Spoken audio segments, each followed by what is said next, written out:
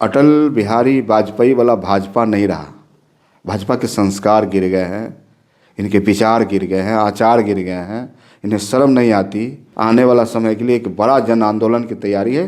माननीय नेता प्रतिपक्ष तेजस्वी प्रसाद यादव के नेतृत्व में एक परिवार को अगर टारगेट किया जा रहा है, कभी बंगले खाली कराने की बात हो रही है, कभी सीबीआई, इनकम टैक्स, ईडी का लगातार रेड हो रहा है, तो बिहार इन बातों को अब तैयार नहीं है झेलने के लिए। बिहार आगे बढ़ने के लिए तैयार है। बिहार में एनडीए की सरकार बनी है, गृह मंत्रालय सम्राट चौधरी को मिल चुकी है। इसके बाद 6 एनकाउंटर हुआ है, जिसमें से 4 यादव है। हम बातचीत करेंगे, मेरे साथ आरजेडी के विधायक रणविजय साहू जी, हम इनसे बातचीत करेंगे। क्या लगता है सर, जब से सम्राट चौधरी को मिला है गृह मंत्रालय, तब से 4 यादव की एनकाउंटर हो चुके हैं। क्या यह सरकार यादव विरोधी है? देखिए, अपराध या अपराधी का कोई जाति नहीं होता, सिर्फ अपराधी होता है। और लगातार बिहार में जिस प्रकार से अपराध का ग्राफ बढ़ा है, माननीय गृह मंत्री जी का लगातार बयान है, लेकिन देखिएगा अपराधी कर रहे हैं, लगातार अपराध हो रहा है। बाढ़ जैसे क्षेत्र में भी 300 रुपये के लिए गोली चल रही है।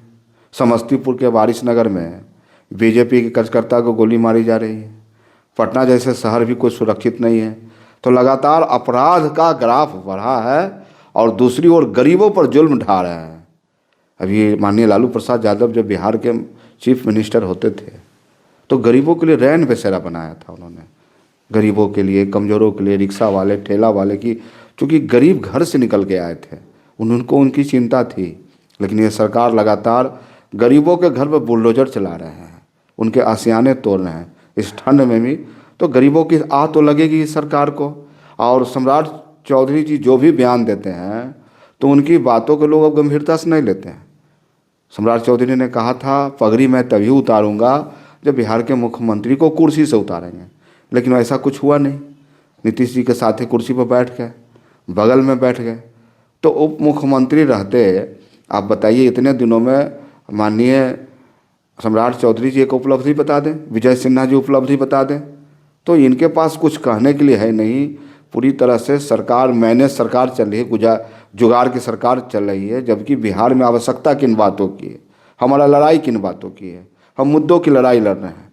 हम नौजवानों, युवाओं के रोजगार की बात कर रहे हैं, बिहार से पलायन दूर करने की बात कर रहे हैं, बिहार में कल कारखाने लगाने की बात कर रहे हैं। लेकिन इनके नेता जो कपड़ा मंत्री गिरिराज सिंह जी हैं, खुद कपड़ा मंत्री हैं, उन्हें ये बताना चाहिए कि बिहार से 8 केंद्र में मंत्री हैं, लेकिन बिहार में एक भी कल कारखाने नहीं लगे।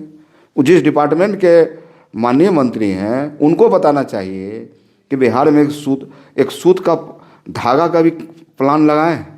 लेकिन नहीं, लेकिन बातें जब करेंगे तो देखिएगा बड़ी बड़ी बातें करते हैं। बांग्लादेश से शुरू करते हैं, पाकिस्तान जाते हैं, फिर हिंदू उठाते हैं, मुस्लिम की बात करते हैं, मंदिर की बात करेंगे, मस्जिद की बात करेंगे। तो बिहार इन बातों से अब अलग हो चुका है। तेजस्वी प्रसाद यादव इसी मुद्दों को लड़ाई लड़ रहे हैं और बिहार के एक एक नौजवान किसान को रोजगार दिलाना हमारा लक्ष्य है। इसलिए इस लड़ाई को हम लोग लड़ेंगे। कहीं ना कहीं विधानसभा चुनाव के टाइम में विजय सिन्हा का भी एक बयान बहुत वायरल हुआ था कि अगर मेरी सरकार बनी तो यादवों के गुंडों पर बुलडोजर चलाएंगे सीने पर चढ़कर।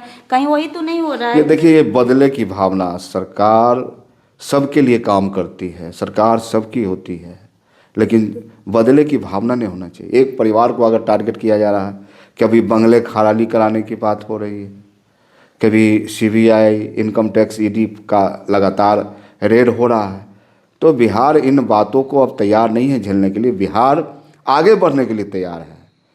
सरकार को मैंडेट मिला, अपार बहुमत मिला, काम करने के लिए मिला।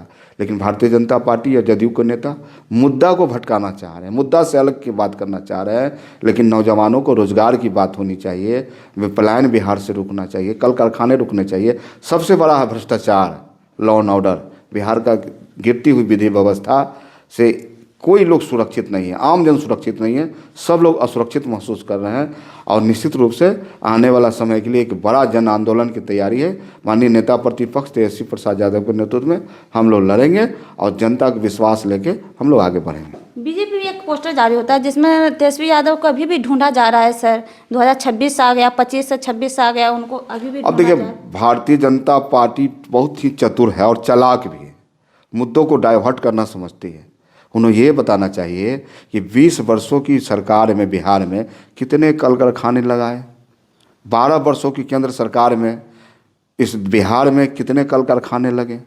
तो ये आयवास इनको श्वेत पत्र जारी करनी चाहिए कि मैं बिहार के लोगों के लिए इतना काम किया हूँ। मुद्दा तेजस्वी प्रसाद यादव नहीं है, कहाँ है नहीं है, वो अपना नेता प्रतिपक्ष का दायित्व निभा रहे हैं, पार्टी की जवाबदेही निभा रहे हैं।